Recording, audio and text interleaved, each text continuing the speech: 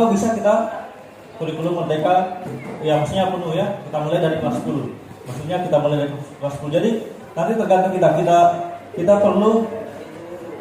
perlu pikirkan ini. Nanti kita, karena masalahnya nanti teknis kita bahas pas satu kali, karena masalahnya kalau kita mau rubah pindah ke kurikulum merdeka, ada beberapa mata pelajaran yang digabung. Ya, kayak contoh seni, budaya, dan prakarya itu digabung jadi satu pelajaran, seni dan prakarya, dan jumlah totalnya cuma 2 jam.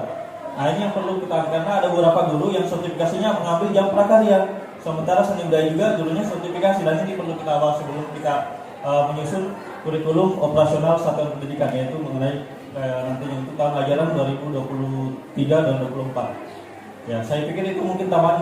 Nah untuk sekarang kebetulan kami ada tugas kami yang harus diupload, yaitu mengenai pengimbasan atau tentang budaya positif dan bagaimana penyelesaian masalah-masalah siswa yang sudah berbasis mengikuti implementasi kurikulum merdeka. Mungkin supaya lebih singkat saya serahkan kepada pemateri Bang Dia untuk melanjutkan materi diseminasi budaya positif.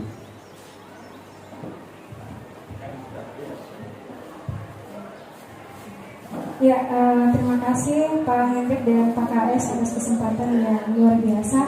Ya, dan kepada teman-teman sekalian atas kesempatan yang sudah disediakan dengan waktu yang sesingkat-singkatnya. Ya, semoga dengan apa yang kami berikan bersama Pak Hendrik itu bisa bermanfaat dan bisa diterapkan untuk di sekolah kita. Ya, jadi sebelumnya kita refreshing dulu, bisa berdiri semua Pak, Bapak Ibu guru hebat.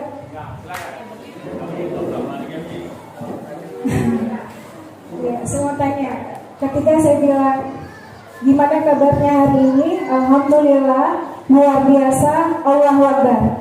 Saya, gimana kabarnya hari ini? Alhamdulillah, luar biasa, Allahu Akbar. Sekali lagi Pak Intan masih loyo-loyo di belakang.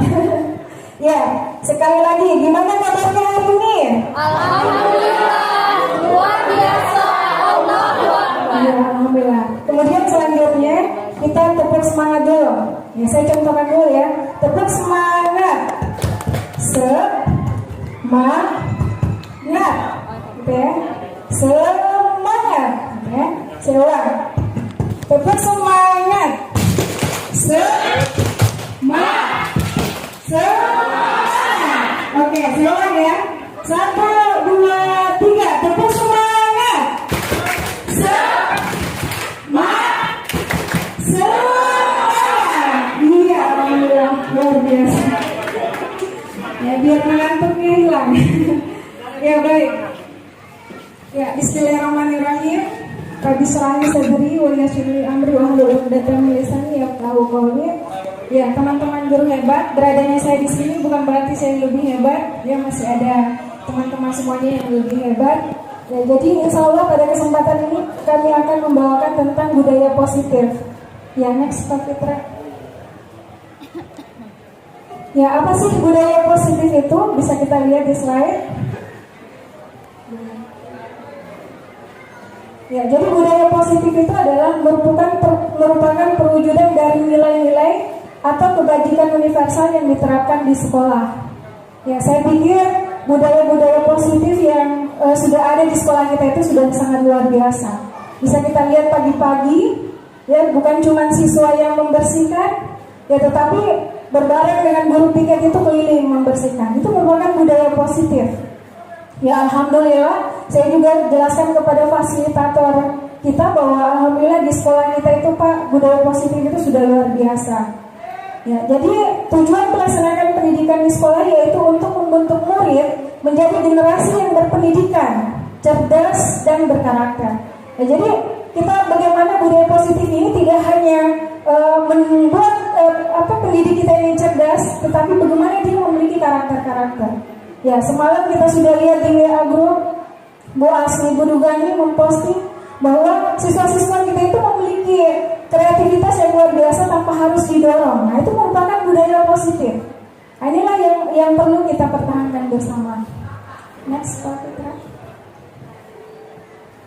Ya, inilah yang dipesankan oleh Bapak Menteri kita dan nilai-nilai kebijakan yang harus kita bisa terapkan di sekolah. Ya, nilai-nilai kebajikan adalah, yang kita pahami dulu adalah nilai kebajikan itu yang mana? Yaitu adalah sifat-sifat positif manusia. Jadi kita ini kodratnya sudah ada nilai-nilai positif. Anak didik kita itu sudah ada nilai-nilai positif. Ya, tinggal kita guru itu bagaimana merangsang nilai-nilai positif mereka supaya dia terangsang tumbuh dengan baik. Nah, ini yang harus kita kerjasama, berkolaborasi bersama stakeholder yang ada di sekolah. Ya, menurut teorinya, ini menurut teori ya. Ya, jadi setiap perilaku atau perbuatan itu memiliki suatu tujuan. Nah, jadi anak didik kita ketika dia melakukan sesuatu itu pasti ada tujuannya. Kita kadang melihatnya ketika dia terlambat atau melakukan pelanggaran langsung refleks, kan seperti itu. Padahal ini kita tidak tahu ini dia melakukan ini ada apa di balik itu. Nah, ini yang akan kita gali bersama tentang budaya positif. Dengan mengaitkan nilai-nilai kebajikan yang diyakini seseorang, maka motivasi intrinsiknya itu akan terbangun. Nah, sebenarnya ini yang akan kita bangun bersama. Budaya positif itu bagaimana kita membangun motivasi intrinsiknya anak. Jadi kita buat bagaimana dia patuh terhadap tata tertib itu bukan karena kita paksa, bukan karena ada aturan, tapi karena dari dalam dirinya memang saya harus disiplin. Saya harus ini, malu saya ketika teman saya pungut sampah, saya tidak. Nah, inilah yang kita bangun bersama, dan itu alhamdulillah bisa kita lihat bagaimana kepala sekolah bisa membudayakan positif itu. Kalau dulu tidak, hanya siswa saja yang membersihkan. Tapi ini alhamdulillah saya sebagai guru juga Pak itu termotivasi gitu. Termotivasi untuk bagaimana bekerja sama, datang dengan Bu Emma pagi-pagi, Bu Rusina, Bu Yunita, teman piket saya. Ini luar biasa. Nah, ini yang terbangun. Akhirnya anak juga malu kalau misalkan kita datang tidak ikut Pak Arbais, luar biasa, pagi-pagi datang semuanya luar biasa, kerjasama yang luar biasa. Jadi ini budaya positif yang memang ternyata sudah lama kita terapkan Pak, ya, PKS dan PKS yang luar biasa menjadi visioner. Nah, ini yang betul-betul memang kita harus bangun bersama dan pertahankan. Ya, kemudian selanjutnya nilai-nilai kebajikan yang dicapai oleh setiap anak Indonesia itu kita kenal dengan profil pelajar Pancasila. Nah, inilah yang dikenal yang ngetren sekarang ya. Ya, apa-apa saja itu profil pelajar Pancasila. Yang pertama adalah beriman bertakwa kepada Tuhan Yang Maha Esa dan berakhlak mulia. Nah, ini yang pondasi awal, pondasi intinya. Ya, jadi bagaimana kita ciptakan, ya alhamdulillah budaya positif dijelaskan ke fasilitator. Alhamdulillah budaya positif itu di sekolah kami Pak, yaitu tentang bagaimana infak sedekah Jumat itu luar biasa, sudah bermanfaat untuk orang lain. Jadi anak-anak merasa uang yang tidak seberapa itu ternyata bisa bermanfaat orang lain, sampai mereka seikhlasnya untuk memberikan itu tanpa ada dorongan. Ya, alhamdulillah seminggu itu sudah luar biasa bagaimana mereka bisa berinfak untuk teman-temannya. Itu budaya positif, beriman dan bertakwa kepada Tuhan Yang Maha Esa dan berakhlak mulia. Ya, mungkin ada lagi, ini yang mungkin kita berkolaborasi, kira-kira apa lagi? Ya, program apa lagi, strategi apa lagi yang itu bisa kita bangun ke siswa. Karena memang siswa itu sebenarnya luar biasa. Mereka sudah punya kodratnya, ya, mereka sudah punya nilai-nilai budaya yang ada dalam dirinya, tinggal kita guru yang mengembangkan. Nah, ini sekolah kita luar biasa, tinggal kita mungkin mencari lagi strategi apa sih yang kira-kira budaya positif itu bisa kita bangun bersama. Kemudian yang kedua adalah bernalar kritis. Nah, ini bernalar kritis. Anak-anak kita, nah ini kita bangun. Kira-kira bernalar kritis di sekolah kita itu sudah terbangun tidak? Nah, ini yang kemarin bernalar kritis tapi lempar cermin. Nah, mungkin kita bangun kira-kira bagaimana anak-anak kita. Mungkin kalau misalkan dia punya pendapat, kita ajak guru PKN mungkin bisa kerjasama dengan guru apa? Guru agama. Cara menyampaikan yang baik itu bagaimana? Tidak dengan melempar kaca, tidak dengan ini. Mungkin ada cara lain. Nah, ini bernalar kritis bagaimana kira-kira kita bangun budaya-budaya positif itu ke anak kita. Ya kan di PPKN itu kan demokrasi kan ada Bu, menyampaikan haknya gitu kan. Ya, jadi kalau ada mungkin yang dia tidak senangkan atau apa kan ada wali kelas. Nah, itu yang kita bangun dulu. Nah, mungkin selama ini mungkin kita belum bangun. Kalau ada masalah, ke saya atau gimana. Jangan ke temanmu dulu atau langsung mau demo kemana gini dan seterusnya. Nah, ini yang kita kita bangun bersama, bagaimana sistem yang ada di sekolah itu kita bangun bersama. Kira-kira kalau dia punya masalah, larinya kemana? Ke wali kelasnya. Nah, jadi bagaimana posisi wali kelas itu, jadikan diri kita sebagai ibu, sebagai orang tuanya, sebagai bapaknya, teman curhatnya, sahabatnya, orang bilang bestinya, gitu ya. Ya, jadi seakan-akan semua masalahnya kita tahu. Ya, itu wali kelas. Ya, jadi bagaimana kalau ada seperti kita luruskan kanan kita, jangan justru kita memberikan dia motivasi untuk demo atau bagaimana memberontak atau apa, tapi kita luruskan bagaimana posisi kita sebagai seorang pendidik. Gitu. Next berikutnya adalah bergotong royong. Saya kira bergotong royong di budaya sekolah kita ini sudah luar biasa kerjasamanya. Bahkan di pas ini saja luar biasa ya, kerjasama antara panitia, tidak ada yang terlambat, tidak ada kecurangan, tidak ada seterusnya, itu mulai dari kehadiran dan seterusnya. Wah, luar biasa memang budaya gotong royong yang sudah kita terapkan bersama. Itu tidak lepas dari dukungan dari kepala sekolah. Nah, mandiri. Nah, ini mungkin kalau saya secara pribadi melihatnya mandiri, minta maaf ya Pak KS, mandiri mungkin yang kurang dari diri kita. Saya berulang kali menyampaikan, sering men-share info-info tentang guru penggerak atau info-info pelatihan, tapi tidak ada dari SMA yang ikut. Ya, ini kan harusnya jangan lihat untuk belajar itu, jangan kita termotivasi karena orang lain. Karena memang teknologi sekarang itu kan dia mendorong kita untuk terus mengupdate. Jangan sampai siswa kita lebih pintar duluan daripada kita seorang guru. Nah, jadi kemandirian ini kita harus tanamkan. Bukan cuma kepada siswa kita yang kita tanamkan mandiri untuk terus mengupdate ilmunya, belajar, tetapi bagaimana kita juga guru lebih dulu mempelajari masalah teknologi. Ya. Masalah Canva, masalah yang lagi viral sekarang itu, banyak guru-guru itu menggunakan Canva untuk membuat proyek-proyek. Apalagi kan yang dijelaskan tadi Pak Hendrik masalah IKM. IKM itu kan ada mata pelajaran proyek-proyek. Ya, bagaimana kita bangun kemandirian siswa itu, mereka punya kreativitas tentang teknologi. Mengumpulkan tugas bukan cuma berdasarkan kertas saja, tetapi kita bangun bagaimana mereka bisa berkolaborasi dengan teknologi-teknologi yang ada. Nah, ini yang kita harapkan, kemandirian siswa, bukan cuma siswanya yang kita buat mandiri untuk belajar, tapi bagaimana kita guru juga motivasi. Bagaimana sih belajar Canva? Jadi sekarang saya lihat di YouTube, di apa, seminar, webinar, ini ada teknologi Quizzes, ada teknologi Canva, teknologi ini dan lain seterusnya. Motivasi diri kita untuk bisa mempelajari itu. Ya, saya kira ini budaya yang sangat luar biasa yang diberikan oleh Bapak Menteri kita. Kemudian berkebinekaan global dan kreatif. Saya kira kita sama-sama memahami bahwa bagaimana nilai-nilai budaya ini, kreativitas dan seterusnya. Ini yang harus ada guru seni budaya. Saya lihat, wah luar biasa produk-produknya.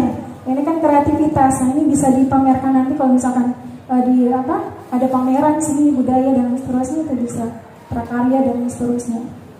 Ya, mungkin itu nilai-nilai profil pelajar Pancasila. Ya, ini menurut Ki Hajar Dewantara, ini yang harus betul-betul kita tanamkan bersama. Anak-anak itu tumbuh berdasarkan kekuatan kodratnya yang unik. Ya, jadi anak-anak itu mereka sebenarnya sudah unik duluan, sudah ada nih kodratnya, gitu ya. Ya, tidak mungkin pendidik mengubah padi menjadi jagung, atau sebaliknya. Kita tanam padi, kemudian jadi jagung, tidak mungkin, ya kan? Jadi mereka itu sudah kodratnya, misalkan jagung, tumbuhnya pasti menjadi jagung. Ya, kalau padi itu dia tumbuh begitu saja, ya tanahnya tidak subur, kemudian kita tidak memberikan pupuk yang baik, sebaik apapun dia akan tumbuh, dia akan kerdil. Bagaimana Bu guru BK, ya kan? Anak-anak kita itu sudah ada kodrat tumbuhnya. Tinggal kita guru itu bagaimana merangsang daya tumbuh mereka menjadi lebih positif. Kita itu guru bagaikan bibitnya, yang membibit bagaimana padi itu atau tanaman yang kita tanam itu dia tumbuh lebih baik. Next Pak Fitra, dipupuk ya. Ya betul sekali. Ya, guru itu ibarat petani, betul. Guru itu ibarat petani. Ya, guru itu ibaratkan petani, murid itu ibarat benih tanaman. Ya, jadi siswa kita itu tanaman, ya. Kemudian kita guru inilah petaninya. berhasil tumbuh itu tergantung dari petaninya. Mau dia biarkan saja duduk-duduk, tidak memperhatikan tanamannya, benihnya, dia tidak akan tumbuh baik. Dan sekolah adalah lahan tempat tumbuhnya. Ya, sekolah kita ini adalah lahannya. Mau dia subur, mau dia keringnya, tergantung lahan yang ada di sekolah. Alhamdulillah lahan sekolah kita ini kan sudah luar biasa. Tinggal kita kolaborasinya yang luar biasa memang. Walaupun mungkin ada lari kiri kanan ya, tetap kita kolaborasi lagi gitu, baku tarik-tarik lagi gitu. Jadi lahan ini kita pertahankan bagaimana kesuburannya bisa menumbuhkan benih ini tumbuh dengan baik. Andai benih itu adalah benih yang baik tetapi tidak diberi perawatan sebagaimana mestinya oleh petani dan ditanam pada lahan yang tidak subur, mungkin benih itu akan tumbuh tetapi tidak tumbuh dengan baik atau tidak sesuai dengan harapan. Betul ya, jadi anak didik kita itu walaupun sekolah kita bagus, tapi kalau kita petaninya atau kita gurunya ya tidak memberikan dia budaya positif, tidak memberikan dia hal-hal yang positif, sedikit-sedikit marahi, itu dia akan memberontak. Ya, kenapa? Mereka itu sudah punya kodratnya. Ya, inilah yang akan kita meluruskan kembali. Ya, memang saya juga awalnya ketika saya pahami materi ini kayak tidak mungkin deh budaya ini. Kayak misalkan tidak boleh ada hukuman. Ya, saya sih, kalau tidak ada hukuman bagaimana kedisiplinan itu bisa terjadi? Ya, tetapi wawasan itulah ternyata yang membuka pemikiran kita sebagai seorang pendidik. Ternyata anak itu memiliki kodratnya yang unik. Ya, tidak bisa kita paksakan. Kita menuntun dia tumbuhnya. Tidak bisa kita patahkan dia. Ya, seperti itu. Next, berikutnya. Ya, ini dia hukuman dan konsekuensi. Mungkin Pak Hendrik bisa jelaskan supaya ada juga videonya. Hukuman dan konsekuensi. Adakah perbedaan antara hukuman dan konsekuensi?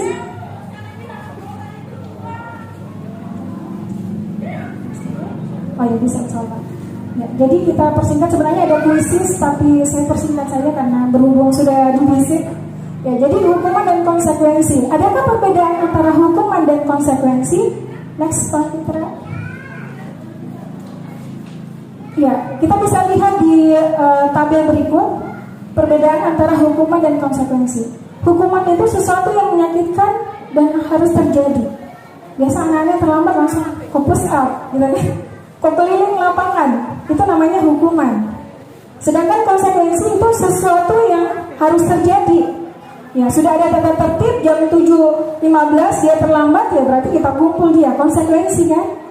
Ya. Kalau hukuman langsung kamu itu nggak bisa ngomong, ya, terlambat terus kerjamu, push out, nah itu hukuman. Sedangkan konsekuensi ada sesuatu yang harus dia taati, peraturan. Apakah kita sudah buat peraturan sebelum kita menghukum anak kita? Apakah kita sudah membuat keyakinan kelas? Gitu. Tiba-tiba langsung kita hukum dia panjat tembok, panjat push up atau apa? Tidak ada kesepakatan yang kita buat bersama siswa kita. Nah, ini yang harus kita bangun bersama dan perbaiki bersama. Membuat anak sakit, hukuman itu kadang membuat anak sakit, fisik maupun hatinya untuk jangka waktu lama. Betul. Ketika kita langsung hukum siswa dengan cara yang itu langsung secara psikologis. Jadi hukuman itu secara psikologis dia mengganggu psikis anak, bahkan jangka panjang. Bagaimana guru BK? Ya, teorinya ya yang kita pelajari bersama bahwa dengan hukuman itu ya dia mengganggu psikologis anak kita. Kemudian sedangkan untuk konsekuensi membuat anak merasa tidak nyaman dalam jangka waktu pendek. Ya, karena memang sudah ada tata tertib kan yang harus mereka taati. Terus hukuman itu anak benci kedisiplinan. Nah, dia ogah-ogahan. Kalau ada bulannya dia disiplin. Kalau tidak ada nih wali kelasnya, nggak ada di wali kelas, nggak ada di kepala sekolah, ya, nggak ada di ini. Karena memang hukuman. Ya, jadi dia merasa benci kedisiplinan. Sedangkan konsekuensi anak menghargai disiplin. Gitu. Kemudian mendorong anak menyakiti diri sendiri. Ya, kadang dia sudah sudah yang biasa, capek di sekolah, putus sekolahnya saja, jangan bisa ke sekolah. Ya, karena dia sudah merasa jenuh. Gitu. Sedangkan kalau konsekuensi mendorong anak agar mudah menyesuaikan dirinya. Ya. Konsep diri yang buruk, sedangkan konsekuensi konsep diri yang baik. Hukuman anak belajar untuk menyembunyikan kesalahan. Sedangkan untuk konsekuensi anak belajar untuk mematuhi peraturan. Dan yang terakhir adalah marah. Hukuman itu marah, rasa bersalah, dipermalukan, merasa tidak dihargai, itu hukuman. Sedangkan konsekuensi, kehilangan hak, dibuat tidak nyaman, diasingkan untuk sementara atau time out karena dia melanggar peraturan, konsekuensi. Next. Nah ini coba kita lihat Bapak, Ibu, teman-teman. Kira-kira mencatat 100 kali di dalam buku kalimat, saya tidak akan terlambat lagi karena terlambat sekolah. Kira-kira hukuman atau konsekuensi? Hukuman atau konsekuensi? Sekali lagi, mencatat 100 kali di dalam buku kalimat, saya tidak akan terlambat lagi karena terlambat ke sekolah. Hukuman atau konsekuensi? Hukuman. Ada konsekuensi, ada hukuman. Oke, baiklah. Terus, lari mengelilingi lapangan basket 2 kali karena terlambat hadir di sekolah. Hukuman atau konsekuensi? Hukuman, tidak ada konsekuensi. Oke, baik. Murid diminta untuk push up 15 kali karena tidak menggunakan masker ke sekolah. Hukuman atau konsekuensi? Hah? Iya, luar biasa. Berikutnya, menggantikan kertas tugas teman yang telah dicoret-coret. Hukuman atau konsekuensi? Konsekuensi, oke. Membersihkan tumpahan air di meja tulis karena tersenggol pada saat belajar. Konsekuensi, wah luar biasa ini. Lari mengelilingi lapangan basket 2 kali karena terlambat 10 menit untuk pelajaran PJOK. Hukuman atau konsekuensi? Hah? Iya, next Ibu Lani. Kita lihat bersama. Ya ini kita lewati karena waktu. Ya, jadi bisa kita lihat. Yang pertama itu adalah hukuman, karena tidak ada kesepakatan awal. Ya. Lari mengelilingi lapangan basket 2 kali karena terlambat hadir di sekolah, hukuman. Karena biasanya tidak ada toh. Ya, kemudian murid diminta untuk push up 15 kali karena tidak menggunakan masker ke sekolah, hukuman. Ya. Menggantikan kertas tugas teman yang telah dicoret-coret, ya konsekuensi. Karena mereka memberikan dia tanggung jawab. Ya, membersihkan tumpahan air di meja tulis karena tersenggol pada saat belajar, konsekuensi. Murid disuruh untuk mengenakan sepatu seharian di sekolah karena tidak mengenakan sepatu hitam, hukuman. Harusnya kan kita restitusi dulu kan? Ya. Lari mengelilingi lapangan basket 2 kali karena terlambat 10 menit untuk pelajaran PJOK. Nah, konsekuensi. Karena memang ada peraturan dari PJOK kan, biasa dengan. Ya, next berikutnya. Mengapa tidak peraturan saja? Mengapa harus keyakinan kelas? Nah, ini yang harus kita bangun bersama. Mengapa tidak peraturan saja? Mengapa harus keyakinan kelas? Peraturan kan sudah ada. Terserah nih anak-anak, kan sudah ada nih peraturannya. Tetapi ternyata tidak seperti itu. Yang harus kita bangun ke anak-anak itu adalah keyakinan kelas. Supaya apa? Supaya motivasi intriksinya itu yang bangun, bukan karena ada aturan sehingga dia taat, tapi karena memang ketika dia taat aturan itu akan dihargai, menghargai dirinya dan menghargai orang lain. Nah, ini yang harus kita memudayakan sama-sama. Bagaimana keyakinan kelas dulu yang kita bangun, baru peraturan sekolah. Gitu. Mengapa kita memiliki peraturan harus menggunakan helm bila mengendarai kendaraan roda 2? Kira-kira kenapa? Mengapa kita memiliki peraturan harus menggunakan helm bila mengendarai kendaraan roda 2? Keselamatan, iya betul sekali. Jadi orang kalau keyakinannya tumbuh, kalau saya tidak pakai helm, ya kan pasti akan terjadi kecelakaan. Orang kadang mematuhi peraturan karena memang ada aturannya. Ya, kadang tidak kita bangun keyakinan bahwa kalau mengendarai motor tiba-tiba karena dia pakai helm kan akan ini. Karena memang keyakinan yang kita bangun. Tapi kalau anak-anak tidak memahami keyakinannya bahwa keselamatanlah yang akan memberikan dia ketika dia pakai helm, ya, pasti dia kalau tidak disuruh ya dia tidak pakai helm. Ya, karena dia hanya tahu bahwa harus pakai helm, disuruh sama polisi harus pakai helm. Gitu. Mengapa kita tidak memiliki peraturan 3M? Menggunakan masker, mencuci tangan, dan menjaga jarak 1 meter. Ya. Mengapa kita memiliki peraturan harus datang tepat waktu pada saat mengikuti pelatihan? Jadi di sini intinya kita bisa memahami yang mana peraturan dan yang mana keyakinan. Gitu.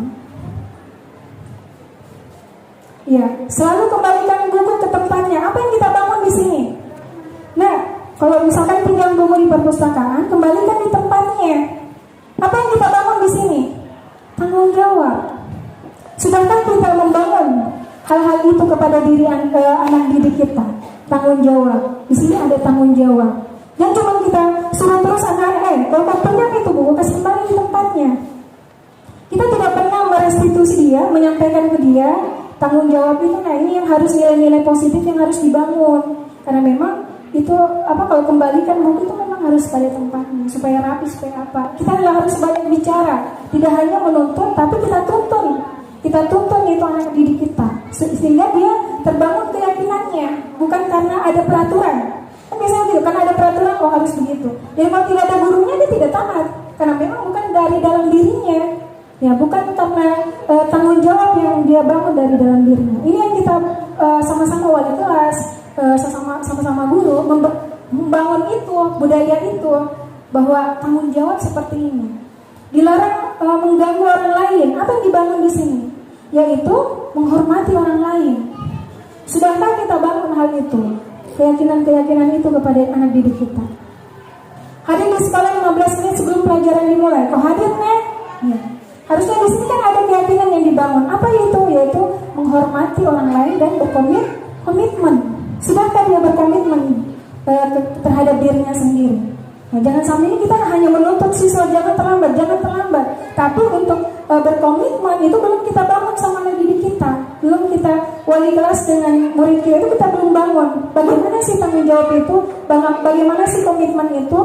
Nah, dilarang menggunakan narkoba, kan kesehatan dan lain seterusnya. Masih banyak hal-hal peraturan-peraturan yang memang ada keyakinan di situ yang harus kita bangun dulu. Bergandengan antara peraturan dan keyakinan. Next berikutnya. Ya, ini yang terakhir adalah masalah teori 5 posisi kontrol. Ya.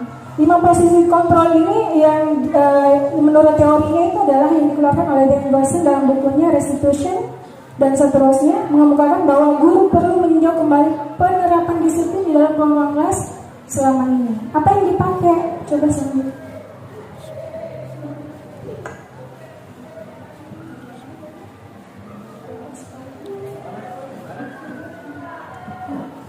Nah, ini agak panjang jadi saya persingkat saja. Atau Pak Hendrik mau jelaskan secara singkat? Oke, baik. Ya, jadi ternyata ini yang harus kita pahami bersama teman-teman, bahwa ternyata ada yang kita bangun salah selama ini. Identitas gagal. Apa itu identitas gagal? Ya, ini dia motivasinya kontrol dari luar, bukan dari dalam diri siswa. Apa itu? Yaitu penghukum dan pembuat orang merasa bersalah. Ya, jadi penghukum ini adalah ternyata kita membangun identitas gagal ke murid-murid kita. Ini bahaya ternyata. Kenapa bahayanya? Karena ini motivasinya dari luar. Karena dia takut saja. Akhirnya kita hukum. Apa itu? Kayak misalkan menghardik, menunjuk-nunjuk, menyakiti, menyindir. Itu hukuman. Kalau membuat orang merasa bersalah, contohnya apa? Kayak misalkan guru itu berceramah dan mengatakan, seharusnya kok begini, kenapa kamu bisa kecewa sekali sama kamu? Nah, ini ternyata salah. Nah, gitu. Apa dia masuk pada membuat orang merasa bersalah? Sehingga kita seakan-akan itu membuat anak kita ini merasa bersalah terhadap apa yang dia lakukan. Nah, ini ternyata identitas kita membuat anak kita gagal. Identitas gagal karena dia motivasinya dari luar. Sana nih desa, saya down karena ternyata bu guru udah kecewa nih sama saya, ya, udah kecewa nih sama saya. Karena ada nih kata-kata saya kecewa sama kamu. Kenapa aku begini terus? Nggak ada perubahan. Ini ternyata membuat orang merasa bersalah. Siswa kita akan merasa bersalah. Nah, kemudian ada yang namanya identitas berhasil atau sukses. Ini kontrolnya dari luar. Memang bagus, berhasil, tapi ternyata itu kontrol juga dari luar. Hanya ada motivasi dari luar, bukan dari dalamnya, bukan dari dalam dirinya. Apa itu? Yaitu teman. Nah, ini yang harus kita pahami bersama. Apa yang biasa guru lakukan? Yaitu membuat alasan-alasan untuk muridnya. Kadang kita dukung siswa kita melakukan pelanggaran karena kita anggap dia teman. Anda Ji, nggak apa-apa Ji. Nah, yang penting jangan Anda lihat itu guru, misalkan Pak. Nah, ini nggak boleh. Memang bagus bagi siswa nyaman. Dia merasa ada kenyamanan, tetapi karena dari luar faktor, bukan dari dalam dirinya, sehingga dia hanya patuh pada satu orang dan dia tidak patuh kepada guru yang lainnya. Nah, kemudian yang berikutnya adalah pemantau. Pemantau itu apa yang dilakukan guru? Dia menghitung dan mengukur. Ya, menghitung dan mengukur. Itu kok terlambat lagi toh? Sudah jam berapa sekarang? Coba kau lihat jam. Nah, memang ternyata itu faktor dari luar, Ji. Akhirnya siswa kita patuh karena dari luar, bukan dari dalam. Apa yang harus dilakukan seorang guru? Yaitu yang terakhir adalah manajer. Nah, manajer ini adalah identitas yang berhasil dan sukses, kontrol diri. Kenapa? Karena dia menghargai dirinya sendiri. Kenapa? Karena motivasinya dari dalam. Apa yang dilakukan guru dalam hal ini? Yaitu dia mengajukan pertanyaan-pertanyaan. Kita harus tulis dulu, kenapa kau terlambat? Ya. Di mana kau tinggal? Berapa jarak rumahmu? Jadi kita ada namanya nanti sebentar segitiga restitusi. Saya kasih kesempatan kepada Pak Hendrik untuk menjelaskan itu. Apa yang seharusnya kita lakukan kepada siswa ketika dia melakukan pelanggaran? Nah, ini yang kita bangun bersama. Ternyata ada caranya. Ya, saya juga ketika saya ikut CGP ini, wah ternyata memang harus seperti itu. Biasanya kita langsung kok keliling itu kebersihan semua. Tanpa ada kesepakatan, refleks langsung kita berikan hukuman ke siswa. Nah, itu padahal kita harus panggil dulu, bertanya dulu, identifikasi dulu. Kau tinggal di mana ya? Kenapa kau terlambat? Berapa jarak rumahmu dari sini? Nah, jadi ada tahapan-tahapan pertanyaan yang membuat dia sadar sendiri. Ya Bu, betul. Insya Allah Bu, kita buat dulu dia sadar. Insya Allah Bu, saya akan berjanji. Insya Allah Bu, biasa melihat nih, saya tidak akan terlambat. Kita buat dulu dia sadar akan kesalahannya. Kemudian dia kembali ke komunitasnya. Ada karena kita hukuman, akhirnya tidak datang nih. Dia malu nih masuk sekolah. Dia malu masuk sama teman-temannya. Nah, ini kita sudah merusak identitas siswa kita. Nah, ini yang harus kita bangun bersama. Nah, ini banyak lagi sebenarnya, tapi insya Allah nanti saya bagi materinya karena waktu juga. Next berikutnya. Ini ada kuisnya sebenarnya, tapi waktu. Next berikutnya. Ya, ini lagi. Coba teman-teman bandingkan. Kira-kira saya kecewa deh sama kamu. Ketika guru kita saya kecewa deh sama kamu. Berulang kali kamu lakukan itu, pernah kamu berubah? Saya kecewa sama kamu. Kira-kira ini apa dia? Membuat orang merasa bersalah, penghukum, teman, pemantau, manajer, atau penghukum? Iya. Ketika kita katakan hal itu kepada anak didik kita, dia akan merasa bersalah. Dan itu ternyata tidak boleh. Kenapa? Karena dia akan hanya taat pada saat kita memberikan peraturan. Akhirnya dia tidak termotivasi intrinsiknya untuk berubah.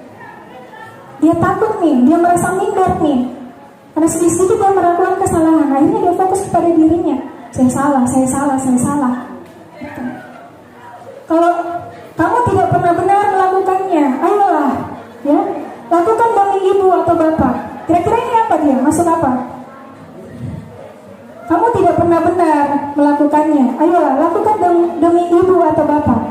Kira-kira ini masuk apa? Teman, pemantau, manajer, penghukum, ya? Kira-kira apa ini? Pak Hendrik? Hah? Penghukum. Kalau teman-teman? Pemantau. Iya, betul. Nah, jadi kamu tidak pernah benar melakukannya. Ayolah, lakukan demi ibu bapak. Jadi seakan-akan dia pantau. Kalau dia tidak lakukan ini, ya pasti dia begini. Nah, ini sering kita lakukan, Pak. Pemantau. Apakah kamu mau mendapatkan stiker bintang hari ini? Ada yang mau? Kalau saya bisa belikan gula-gula. Kan biasa kita Pak. Siapa yang jalan ini saya kasihkan gula-gula. Ada seperti ini? Sering dong, saya juga sering dulu. Nah, kalau berjalan ini saya kasihkan nilai berapa tambahan. Ternyata ini salah. Kenapa? Karena ini adalah dia masuk apa ini? Teman-teman, kalau apakah kamu mendapatkan stiker bintang hari ini? Ada yang mau dapat stiker? Pemantau. Ya betul, dia ternyata masuk pemantau. Ya kenapa? Dia melakukan karena ada imbalan. Ya, jadi kalau dia tidak melakukan, kalau misalkan tidak ada imbalan, dia malas nih juga berperan toh. Nah ini ternyata tidak boleh. Ternyata ini bukan tidak boleh, sering kita lakukan, tapi ternyata itu tidak harus diperbaiki. Akhirnya ketika dia melakukan sesuatu karena ada faktor dari luar sih. Sama kita kalau misalkan kalau ada imbalannya ya semua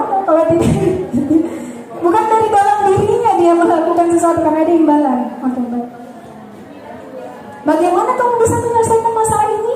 Kira-kira puasnya sudah terlambat, kira-kira bagaimana kau bisa selesaikan masalah ini? Ini masuk apa dia? Penghukum, teman, pemantau, manajer? Manajer, betul sekali. Manajer. Harusnya manajer itu kita gali dulu. Gali dulu masalahnya. Betul sekali, Bu. Itu kita gali dulu. Jangan langsung kita hukum. Jangan langsung kita ini peraturan. Tapi kita gali dulu masalahnya ini. Anak apa sih? Gitu. Sehingga tidak akan terjadi seperti apa yang terjadi pada Mini kemarin kan. Coba dari awal wali kelas dan seterusnya. Menggali dulu. Misalnya ini anak akan selamat jiwanya, selamat batunya, selamat jiwanya. Kenapa? Karena kita menjadi seorang manajer. Wali kelas, guru itu menjadi manajer bagi siswa kita. Dan yang terakhir, kenapa kamu ini selalu yang terakhir? Selalu terus yang terakhir, terus terlambat, gitu ya? Merasa bersalah. Next berikutnya. Silakan Pak Henry bagian Pak. Ya, terima kasih Bu Kamil. Saya pikir saya langsung saja inti dari semuanya. Jadi budaya positif sebenarnya ini artinya gini, selama ini sebenarnya kita sudah budaya positif, tapi masalahnya budaya positif itu kadang kita tidak bisa pilih yang mana sebenarnya menghukum, yang mana sebenarnya konsekuensi. Jadi budaya positif itu seharusnya lahir dari kesepakatan kelas yang merupakan hasil dari keyakinan atau integritas yang dimiliki oleh siswa. Sehingga ketika kita beri sanksi, bukan hukum ya, bahasanya sanksi, mereka tahu bahwa mereka sudah salah. Ketika mereka tidak mengakui bahwa itu salah, maka itu masih hukuman. Ya, jadi ketika mereka bilang, oh ya saya salah Pak, ya itu baru konsekuensi. Dan itu mereka akan melakukan sanksi atau tersebut dengan sepenuh hati, karena memang mereka sadar bahwa itu merupakan kesepakatan yang sudah mereka buat. Itu intinya sebenarnya. Kemudian posisi guru, dari 5 posisi guru, jadi intinya gini, saya kasih kita di sini guru dari 5 posisi itu kita sebenarnya harus berada di tengah-tengah, pas, yaitu terus sebagai manajer, tidak terlalu dekat dengan siswa, teman dan pembuat rasa bersalah, tidak juga terlalu jauh dari siswa sebagai penghukum. Jadi kita kesannya bagaimana ketika kita memberi sanksi kepada siswa, kita harus meyakinkan dulu bahwa dia paham dulu bahwa tindakan itu salah atau tidak. Jangan langsung kita yang mengatakan, kita yang memvonis bahwa dia salah, tidak boleh. Ya, kita harus meyakinkan bahwa apa sih yang pelanggar. Nah, seperti itu. Kalau dia paham ya berarti oke, berarti itu namanya manajer. Itu yang tepat sebenarnya. Itu posisi paling fix. Saya kira itu mungkin ya intinya dari. Nah, untuk mendorong segitiga institusi ini atau segitiga penyelesaian masalah, intinya itu ada 3 tahap. Yaitu tadi, pertama kita kita hibur dulu dia, maksudnya kita tenangkan dulu dia bahwa segala sesuatunya itu bisa melakukan kesalahan. Kemudian kita yakinkan bahwa apa yang dia lakukan itu adalah sesuatu yang memang sudah melanggar kesepakatan. Dan terakhir, kita berikan dia kesempatan untuk mencari alternatif solusi dari apa yang masalahnya sendiri. Jadi jangan kita yang berikan dia, hanya kita bantu memberi penguatan. Itu sebenarnya segitiga ini. Jadi saatnya supaya keyakinan dalam dirinya tumbuh dari bukan karena paksaan orang lain. Ya, jadi itu intinya sebenarnya segitiga restitusi. Saya kira itu mungkin inti dari kami berdua, Pak Teri, untuk penyimbasan guru-guru di sekolah. Terima kasih atas perhatian teman-teman. Terima kasih kesempatannya Pak Kais. Mungkin sebelum saya tutup, saya kembalikan kepada Pak Kais untuk menutup kegiatan ini. Terima kasih. Assalamualaikum warahmatullahi wabarakatuh. Mohon maaf kalau ada kesalahan. Oke, baik, terima kasih. Ini yang punya palem ini sudah 3 kali menelpon ke saya. Katanya sinolenya itu sudah dingin. Ya, oke, baik. Bapak Ibu yang saya hormati, tadi kita sudah sama dengarkan paparan yang disampaikan oleh kedua teman rekan yang masuk pada guru penggerak yang terkait dengan kegiatan atau pembiasaan. Ya, intinya di sini adalah pendidikan karakter. Ya, ini yang barangkali perlu mungkin teman-teman dipahami, dicamkan bahwa apa yang kita sudah laksanakan, apa yang kita sudah programkan di sekolah kita ternyata menjawab daripada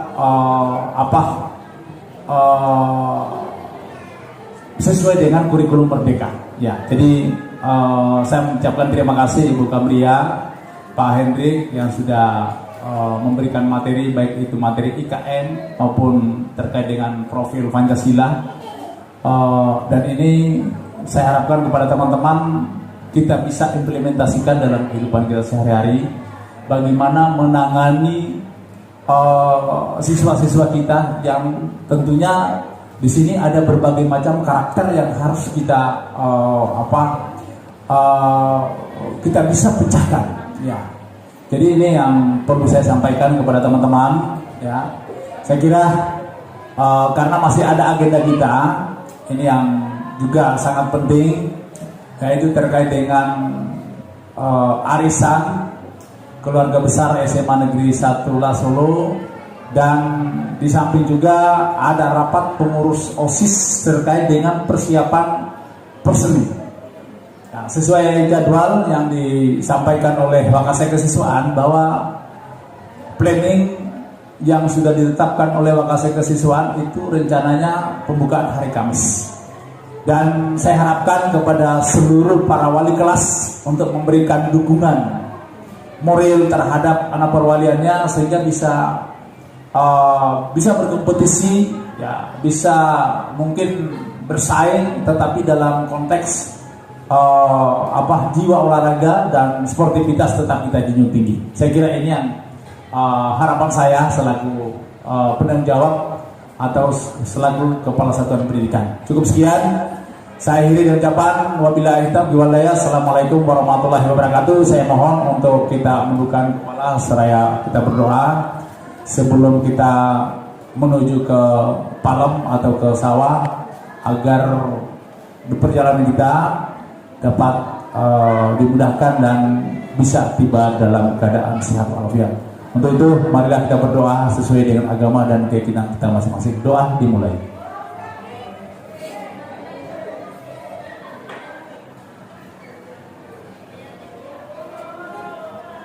Selesai, cukup sekian. Saya Irin Japan. Assalamualaikum warahmatullahi wabarakatuh. Demikian, terima kasih, salam dan bahagia.